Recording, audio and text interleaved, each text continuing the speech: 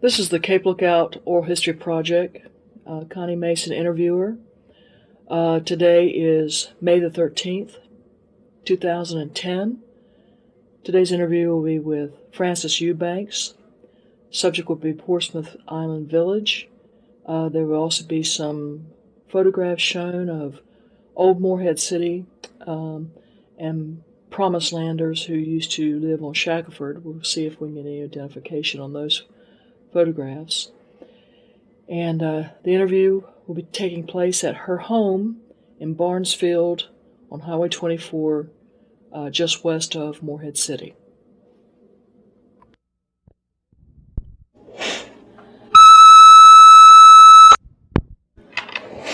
That was a nice musical interlude by Connie's inept ability to run the Marantz tape recorder. But we're here at the house of Francis Eubanks.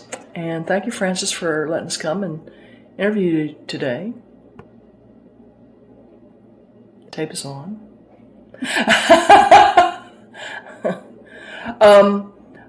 First thing I wanted to ask you is to give your full name and your connection to Portsmouth Island. And this is your first tape interview, isn't it? It's the first one to be made public, or for the Park Service. I've made some for my own family's uses. Oh, that's good. So tell me your connection to Portsmouth, your family connection. You asked for my whole name, Francis Ann Gaskins Eubanks. My mother was Clara Salter Gaskins. My maternal grandmother was Annie Salter, and my maternal grandfather was Theodore Salter. And they are my connection to Portsmouth, along with having known as visits as a child over there, people who lived there, such as Mary and Babb and Elma and Henry and Lizzie Piggott. And on occasion, briefly, the folks who occupied the Bradstone house. So you were born where? St. Simon's Island, Georgia. In Georgia. And how often? You would be interested in why my mother happened to be up there. Okay. She was helping her older sister, Mabel Salter Midget, with two young children, helping her care for them. And Uncle John was in the Coast Guard. Her husband, Mabel's husband, John, was in the Coast Guard. But she had gone there to help her. And that was her reason for being at St. Simon's Island. And she met Dad there. And was he in the Coast Guard? No, he was not. He and his parents were living in that area at the time. His father was with the railroad. Were these the same two children that were with Miss Mary on the steps with the stuffed albatross? Yes. Okay. Myrtle so they lived on and Portsmouth Darcy for some time, too. They did. Uncle John was stationed at Portsmouth. And I was told that Lee's husband, Nick, was under him at Portsmouth. I don't have personal knowledge of that, but I was told that. And he was also stationed at Cape Lookout because we rode up the beach to visit them at Cape Lookout. And what was his name again, his full name? John L., I think was his middle initial, Midget. John L. Midget. And he was stationed at Cape Lookout, too. Well, it would be Mighty Midget or Chickamauga. Well, that's great. And so she went down there to help with the kids. Now, was this after they had lived on Portsmouth and then they went down to Georgia? Or? Mother had already graduated. She had attended school at Miss Jeffries, St. Paul's. In Beaufort. In Beaufort. And then graduated the 11th grade from Ocracoke High School. And she boarded with the family over at Ocracoke while she finished her school there. So she had graduated, and so that was a prime opportunity for Aunt Mabel. Aunt Mabel had a lot of problems with hearing. She was deaf. I don't know what age she had that. All the time that I was aware of it, she had a problem with it. So I don't know if that might have been one of the reasons Mother went to help her with the children. So she met your dad down there. Mm-hmm. And Junice was stationed down there. Oh, Junice Austin. Mother mentioned that. And, from Ocracoke? Yep. Oh, dog. And that's all I know about that story. I'll ask Eunice. No, I can't. I wish I would at seance. But how long did she know your dad, and then they get married and all that? I don't know. About approximately what year was it? Do you remember what year they got married? And were they married down there? Were they married? They were married in at St. Simon's Island. And I can't. I'd have to look at back in my notes. That's okay. I've got it, but I don't know. And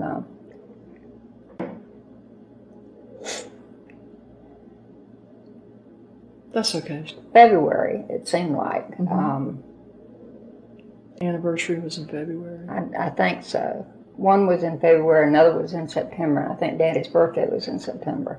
And they lived down there for how long? They moved to Charleston after a short period of time. Daddy was able to work for a contractor on the base, and I was born in 1940.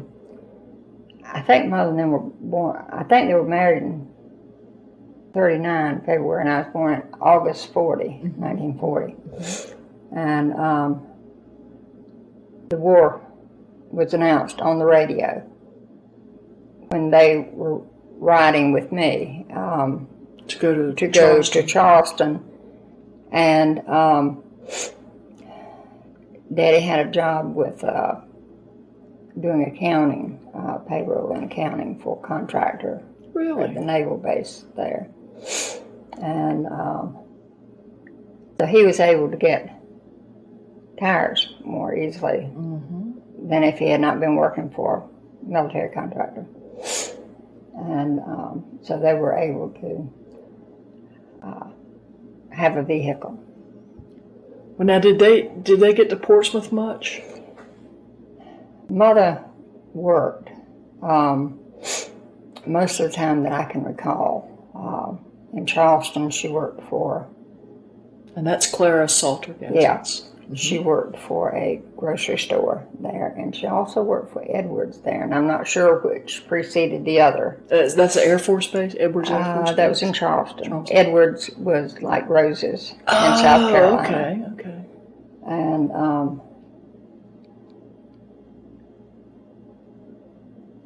And at one time, Daddy worked as a produce manager for the grocery store, and I have no idea at what point that occurred either. So when did you become aware of Portsmouth and maybe how that legacy was different than most people? As an older child, 4 and 5, 3, 4, and 5, about like that, Mother went back every summer during her vacation time. If she was working full time, she had a week or 2 weeks vacation, and she would go back. Sometimes she would time it when Aunt Mabel went, so that all the families got to visit together. But she and Aunt Mabel would help Grandmama and I. Grandmama was real frail looking, and they would help with like spring cleaning and taking the curtains down and washing them and putting them on the peg things to dry. Sounds like a good vacation to Oh, she worked during her vacation, bless her heart. And with the cannon. I remember them doing the cannon in the kitchen. The cannon? Canning. Oh, I Sorry. so wait a minute, a cannon. No, Cannings. Sorry. Oh, okay, but she called it cannon? No, Canning. Okay. I just get lazy sometimes when I'm talking. No, I was picturing the wall gun being in the middle of cleaning it. No, the figs, of course. Oh, Fig absolutely. preserves. Yeah. And as I mentioned to you last week, I think it was, the blackberries preserves. Oh, that was so good. Yeah, and I always was able to get me a little bowl of them with a little tiny bit of sugar on them and a little bit of canned milk. I remember noticing that they had the carnation canned milks, both in the small ones and in the larger ones. But I'd never heard of it before, except at Portsmouth. Dry milk, carnation in a container, and you just measured out and added water. I thought that was a remarkable feat for anybody that could, any company that could do that. Another thing I remember was Aunt Dot would order Does detergent because at that time they were offering dinnerware in it. The little square ones, but you could get them in the green or in the deep blue. But they were square. I mean, the plates were square? The plates were square, the saucers were square, and the cups were square. They were just intriguing to a kid, Oh, yeah. How do you drink coffee without spilling it type thing? I had seen them later in consignment shops and things. But I really loved Grandmother's blue willow pattern. I could just sit there and look at it. You could be quiet real easy because you're taking in all these little things in display. Yeah, all the stuff that was going on in there. Yeah. And when you went to Portsmouth, what was a typical meal that you expected besides the... I always had oatmeal. Still love oatmeal. How do you like it fixed? I can eat either the microwave type or I can cook it up. But I really like it with, of course, sugar. Let the sugar melt on top of it. And a little bit of carnation milk. It's the only thing I like carnation milk in, cereal-wise.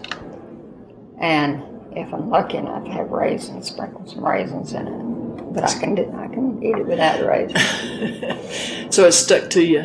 Yeah, it was good and stayed with you. And did they have coffee in Portsmouth? They probably did, but I was too young to drink coffee. Right. Boy, I did want one of them Coca-Colas in that Coca-Cola container Grandma had up there in the bedroom. But I was always told, it's little glass bottles. Was that an emergency stash or what was it? It was for illness. Really? Yeah. To rehydrate you. If you were sick and throwing up, it helped to settle your stomach, but also rehydrated you. And I couldn't touch them. And boy, did I long for them. But we didn't have a lot of Coca-Colas or anything like that on the mainland. You just couldn't afford stuff like that. And did you ever get ill out of Portsmouth that you needed? The only illness I suffered was from castor oil. It was the thing then that when the kids were out of school, you gave them a dose of castor oil to clean them out. So we all got a dose of castor oil when we first got there. And you better hope you made it to the outhouse. Oh, my Lord. It was terrible. The stuff tasted awful. I can't imagine.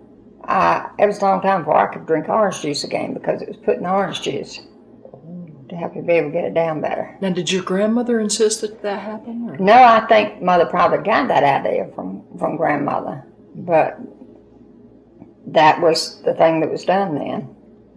And I can tell you right where that castor oil stayed.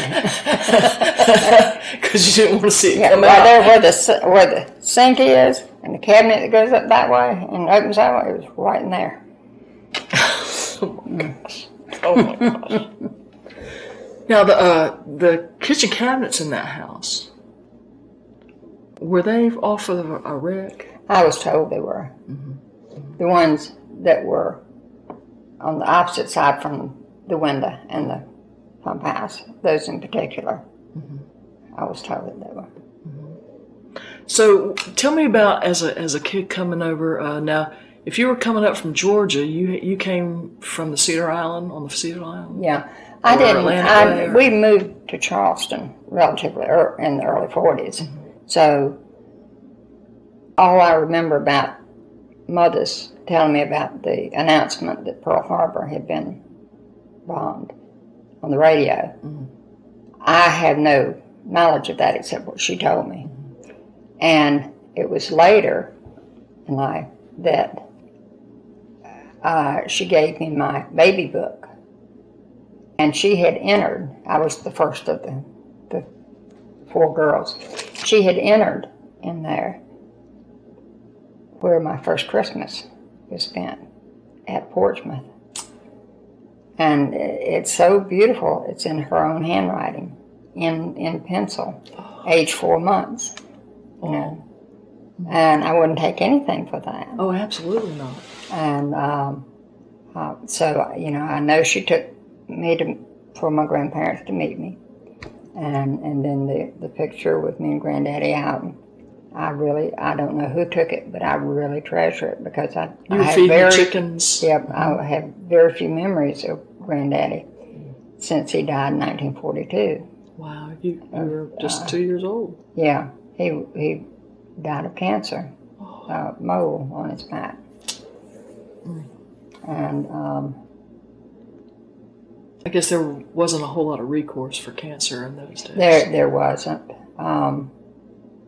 Did they even know it was called that? I mean, they must have, because in Aunt Dot's papers and things that she had an article that she had torn out and kept on how to identify moles that were turning cancerous. It had the pictures and a verbal description of them.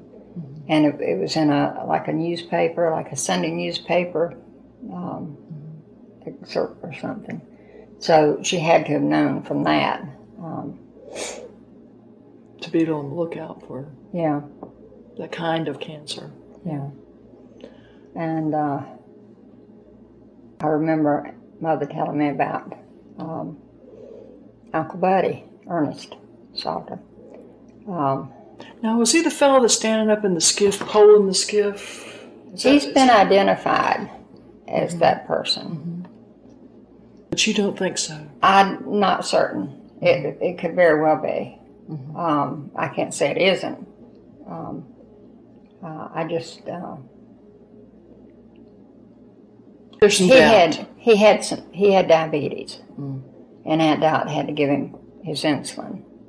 So he had children's diabetes? No, he had type 2? Yep. Oh, so it was an adult onset. Yeah. Oh, that's unusual. And Aunt Dot had it later as well. But when he was much younger, Grandmama said he became ill with, they didn't know at that time, but it was appendicitis. But he became very ill, and Granddaddy went to a man that had been a doctor but was no longer practicing as a doctor, who was visiting on the island, hunting or something, and went to him, and he said, after talking to him, he said, all I can tell you is get him to the Newbern Hospital as quickly as possible. And evidently, the only way I can imagine they did that was take him down to Cape Lookout and across to Beaufort and catch the train. That's my understanding from what Mother would tell me, was how they got him to Newbern Hospital. And he did have surgery there and was... Wow, so but he had that appendectomy scar, you know, on a little thing where you have to fill out. I've got it. I don't have it in this grouping, but I have his draft card. and it asked for identifying marks. I'm sure in case he would fall overboard or something like that too. So they thought it was quicker to go down the beach or up the beach in a vehicle and then go over in a boat to Beaufort and get on the train. And it probably was, because if the boat had done any bouncing, that would have. Yeah, and I now that he may have taken him to Ocracoke and gone by boat. I'm not sure, but Mother mentioned the train, and that's the only way he could have gotten on the train. Oh yeah, went by train to Newbern. And I imagine the Coast Guard probably, in this type of circumstance, may have helped by taking him over there. I do not know if Granddaddy ever had a car, but he was very forward-minded and he was very interested in things that were going on the mainland, and he tried to get them for his family. And so if there was a way... Well, didn't he have the first gas pump over there for... Yeah. I mean, that was pretty forward-thinking. Yeah. And the gas lights are a different kind of gas. It's in our book. I finally ran across... it's not kerosene, and it's not like LP gas. It was a different kind of gas. Naphtha or something like that. Yeah. But he never lived to be able to hook it up. Oh. But they were beautiful. Yeah. And I have little touches of it in my little area there, and a little lamp I have, the little curly Q type things. But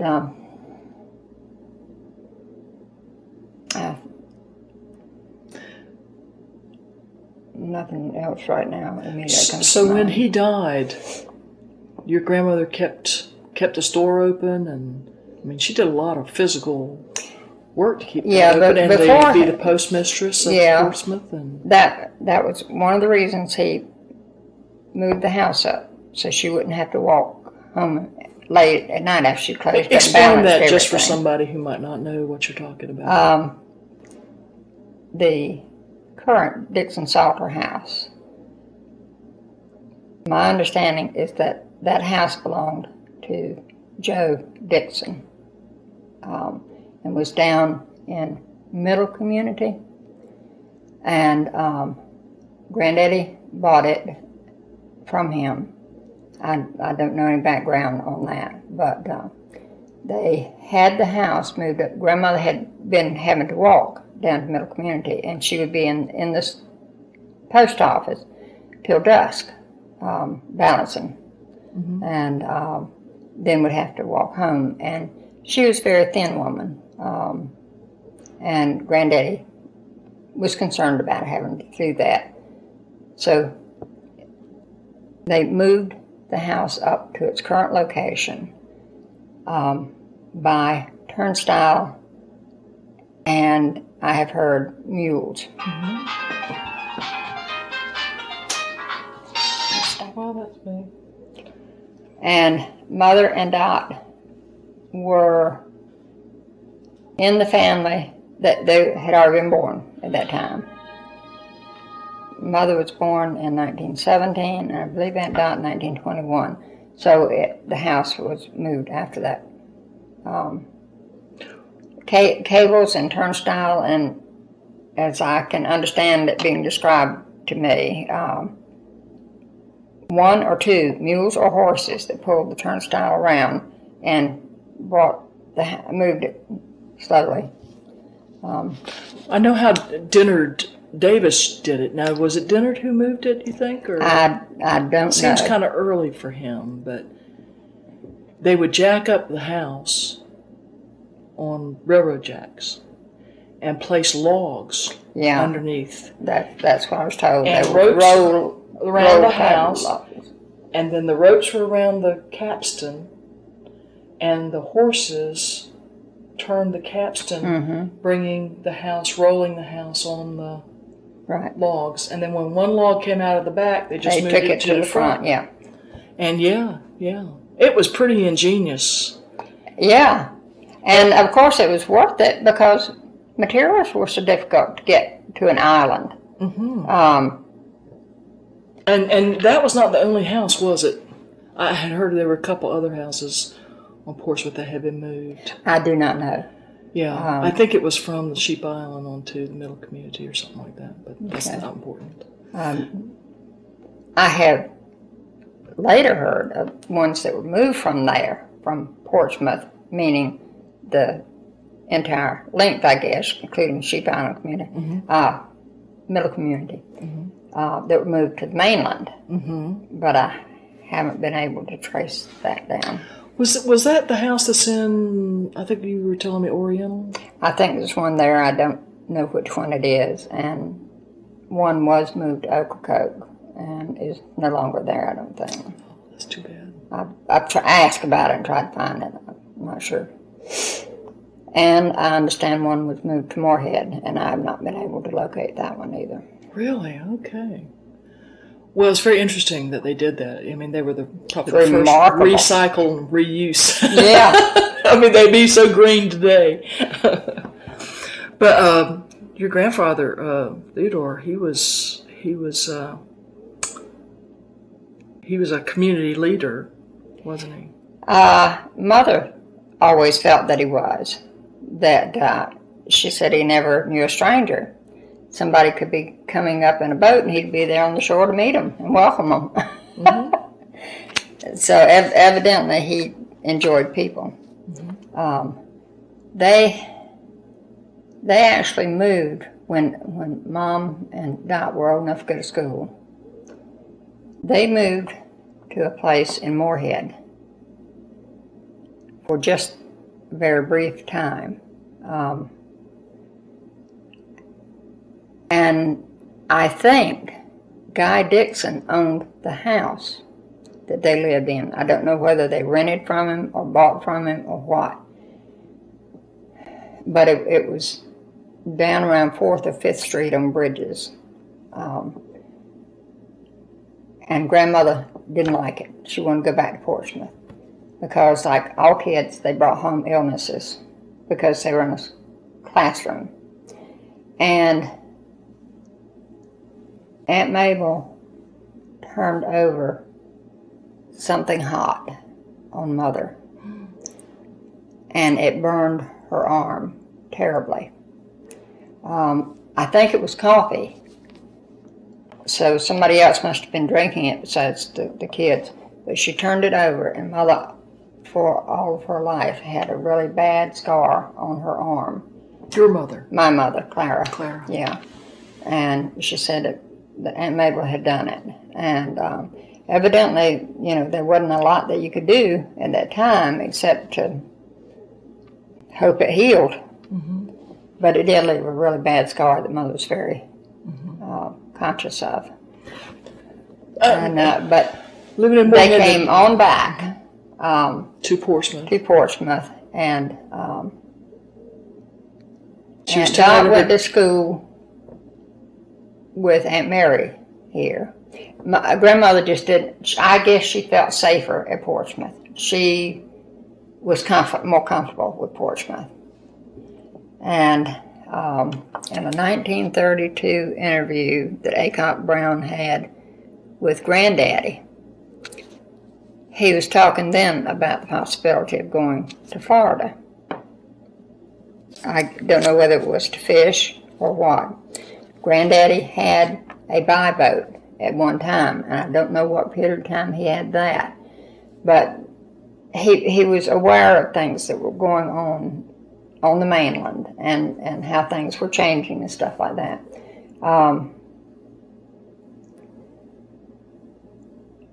Granddaddy had the store. When I went over there, the store had been dismantled, and it was just the foundation to the store, because I can remember seeing that, because Mother would fuss at me about trying to walk on it and things of that sort. I'd get hurt and all that sort of stuff.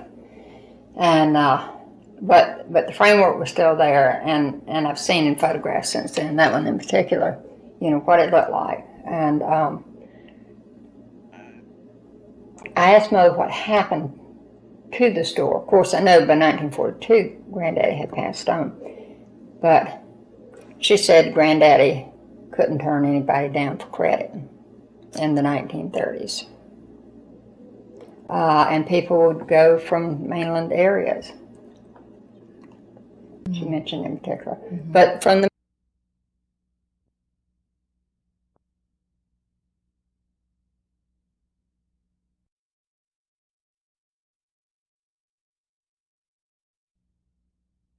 head that if people didn't pay their bills and he couldn't pay, he would have difficulty paying. Yeah.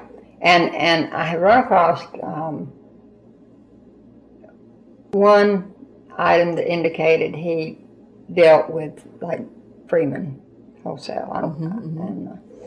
And I ran across one letter in which he applied to manage the fisheries. Really? Yeah. Which one do you remember? The Phillips or Webb or Wallace Fisheries. Wow. The one that's at Portsmouth. That was at Portsmouth? I didn't know there was one at Portsmouth. I assumed when I read it that it was one on Casey's Island, because that was the only one I knew about. But that was just my assumption. Right. Right. Well, wasn't that the one that Ed Dixon was the night watchman for? That's my understanding. Yeah. So that makes sense. And he had also applied to be a lighthouse keeper on one of the pile lighthouses. Screw pile lighthouses. Yeah. And I didn't know until 2 years ago at the homecoming when they did the whole listing of people that had served there. Granddaddy's name was on it. I had never known that. Just one term, evidently. But, you know, people really cherished a government job, you know. Oh, yeah.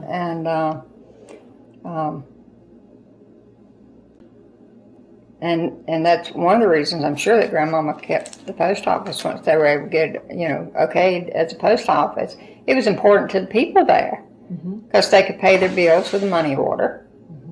Or they could order prescriptions if they needed to. That was why Henry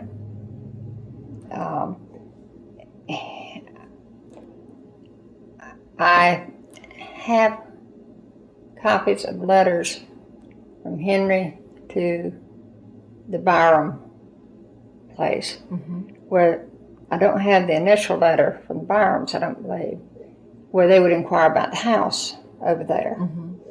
And Henry would tell somebody what to write in the letter for him. He could not. He could not write. He could not write, I was told. And I think I recognized Grandmother's handwriting in some of the letters. But then after Grandmother, well, then later, it looks like somebody else's handwriting. Could Lizzie write? I don't have any knowledge either way. Was it you that was telling me about Joe Abbott, his uncle, right? Is that Henry Pigot's I think so. uncle? I think so.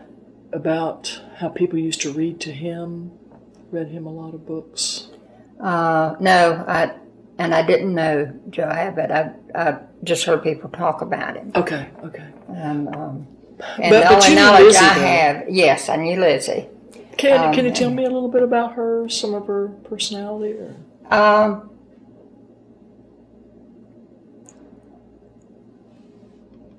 Mother and Grandmother would walk down to visit. And that's how I knew other people, because everybody had work to do during the day. But on a weekend or later in the afternoon when work was done, they'd go to visit. And Lizzie had the neatest kitchen, her outdoor kitchen. Oh, it was so neat. And of course the windows were up in it with screens in it.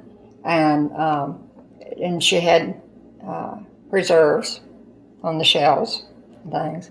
And but she was just acted very happy and contented.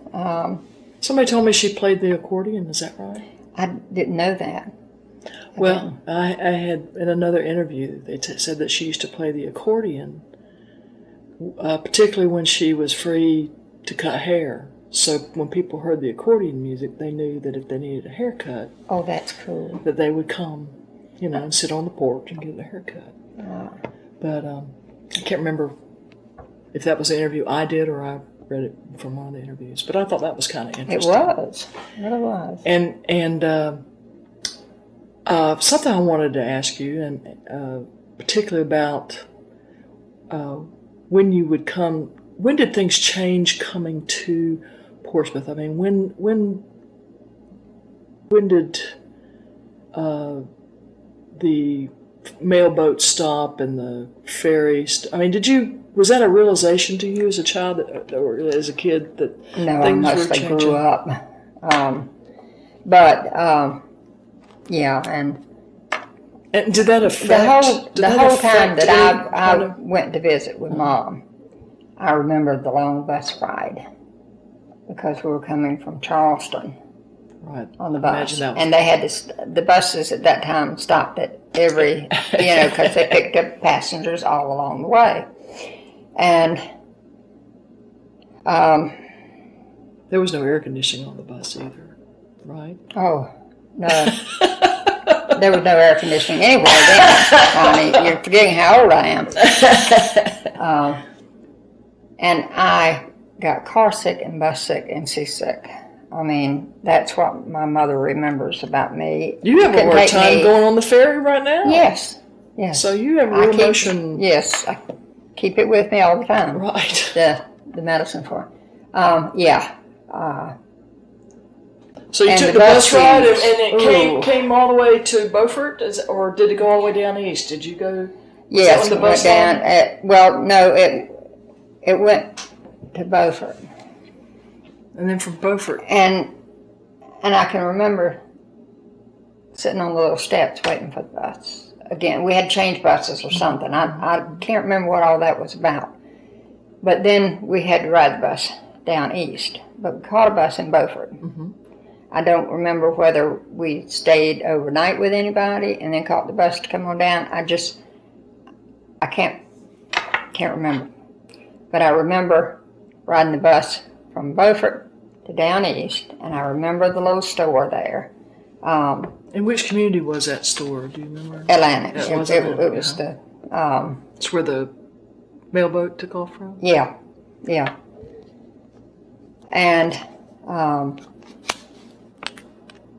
the mailboat was neat because at least you're getting closer to your destination then. And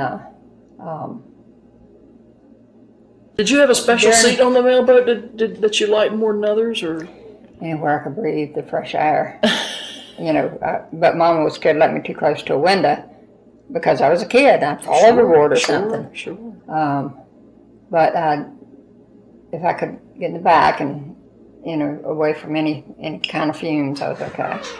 But the whole time that I visited, the only person I remember pulling the boat out was Henry. Mm-hmm. And he would come in to the landing, the Holliver, right there, and pull his boat up.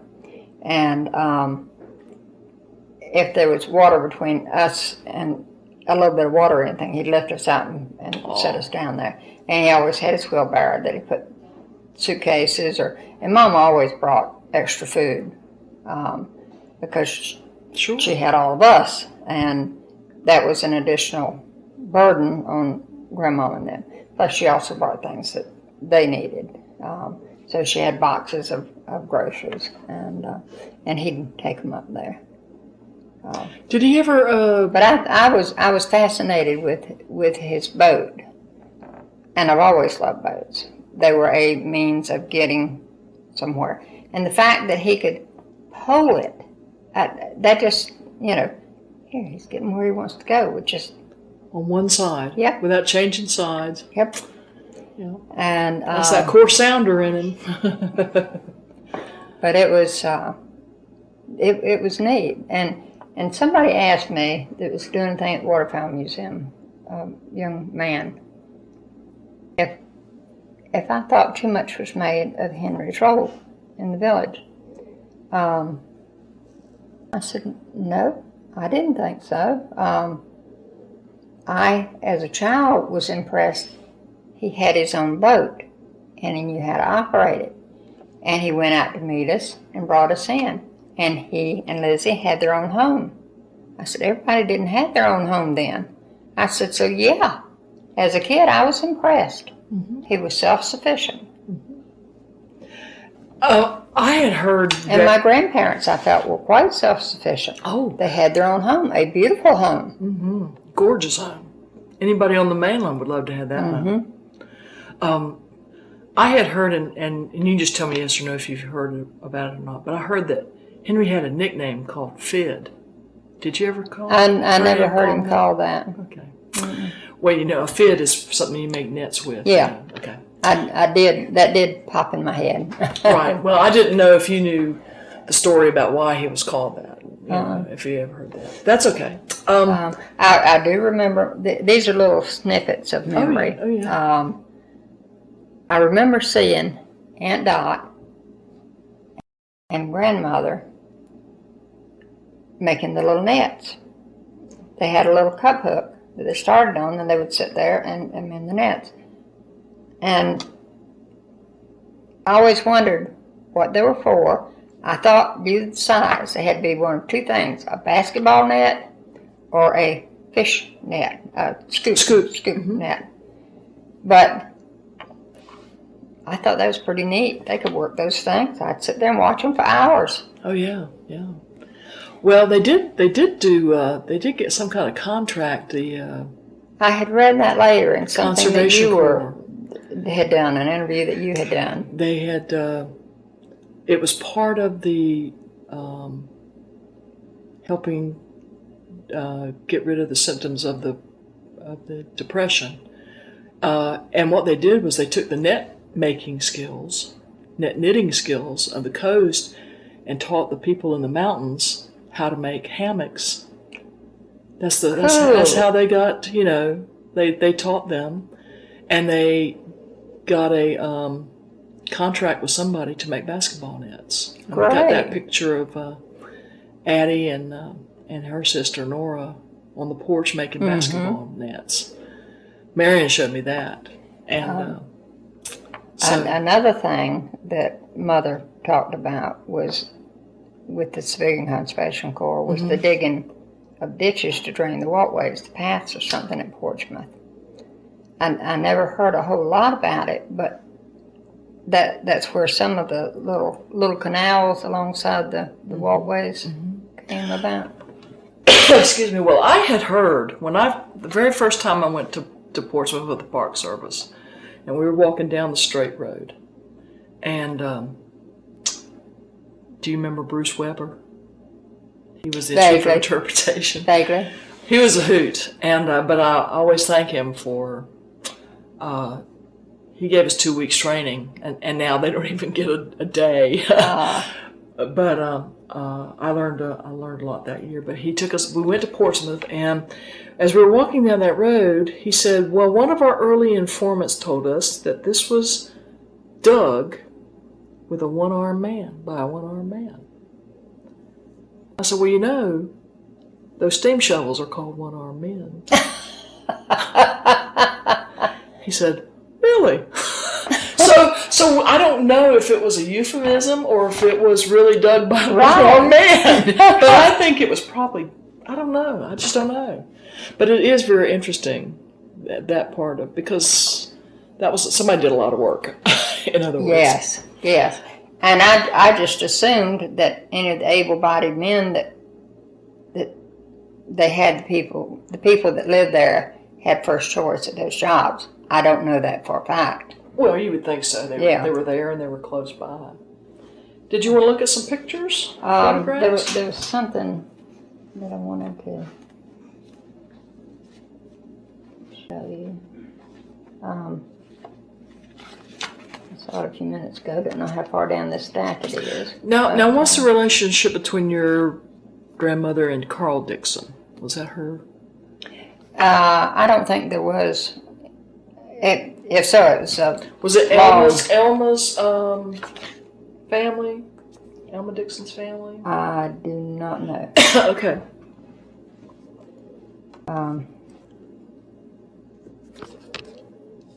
That's Look at that Uncle cart. Buddy, and I think that might be the horse that Miss Dorothy Bedwell's family had. Dan? Dan, I think so. But I had mentioned one time before they started filling in that And road, that's your grandparents' house, the corner right there. he's filling in little holes with sand from the water. Oh. I mean, from the beach. Right. And I told him, I said, I know for a fact that was done. I said, I can't give you the year, but I have the picture. There it is, yeah. That's a huge two-wheel cart Yeah. that's about And to your granddaddy's shoulder, so that was a big wheel. yeah, and At least Dorothy 5 foot said that diameter. that they would let Ben know when they were coming over, and he'd catch the horse and get him used to the cart again, and they would bring all the supplies up. Mm-hmm. But if Dan's that's a big him, horse. That's a big horse too. yeah. And I actually got to see Dan before he perished in a storm. Oh, is that how he died? He was running down the path. So that he had free range goes of... to, yeah. I just look up and this horse is galloping down toward Bragg Steinhouse. And I asked Mama, she says, yes, that's Dan. And you know, I didn't know who Dan was at the time, Oh my gosh. but he You did get to see drowned him in a a storm. storm, is what I was told. There was a picture here. That's amazing, Francis. So he was a dark horse. No markings, it doesn't look like from this side anyway. Kind of a profile shot here. But he's filling in the potholes. Wow. Come on, I know you're here. There it is. There it is. That was the Dixon Salter house. Oh, look at all this. And I was told that was probably Ike, another relative of Henry's. Mm-hmm. He was real tall, and he's in the Keeler Cemetery in the really long gravestone. Okay. Grave. Wow. Now, And like he's I got a said, that's hammer in his all. hand. Look like he's Yeah, doing- they were some setting up the repair. house. See, they setting it up. yeah. This is shortly after it was moved, I think. Oh, I see. Wow. Don't have any idea where the photograph came from. That's a copy of one. And all right, I had the back part of this. There. This was on the back Oh, I see. of this. I don't know who WGS was. April 1952, and he was loading a rifle. Oh. Now, I've seen the picture before. Okay, Mother said she tried to find out who these houses belonged to. And the best that she could come up with was the Matty Go-Go house. Yeah. As far as I can tell, there's There's two not a different whole- houses. Well, no, it looks like. See that? That's that. Oh over yeah, there? yeah. It sure think is. you're right. Yeah. There goes I think that it's the same house.